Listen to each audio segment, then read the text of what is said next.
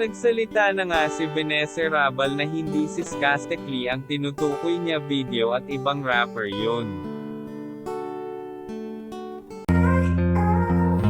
Welcome to Sikat Story. Nagsalita na nga si Vanessa Rabal na hindi si Skastekli ang tinutukoy niya video at ibang rapper yun. Kumalat nga ang balitang ito, na ang akala ay si Skastekli. Kaninang umaga ay nag-post nga ito na pinada-drop name ni Skastekli ang lalaking rapper na kachat ni Vanessa Rabal. Dali-dali naman si Vanessa na share at nag-comment na hindi daw si Skastekli yung. Naririto ang pagkakasabi ni Vanessa. Pre, hindi nga ikaw yun. Hindi ako pwede mag-name drop. Alam nyo naman sa Pilipinas.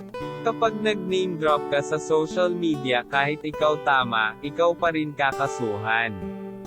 Ito ang patunay na hindi talaga si Skastekli yun. Nagkataon lang mainit ang issue ni Skastekli ngayon kaya siya ang palaging napapag-tripan. Yan lang ang chika. Halina't mag-like, share and subscribe. Maraming salamat.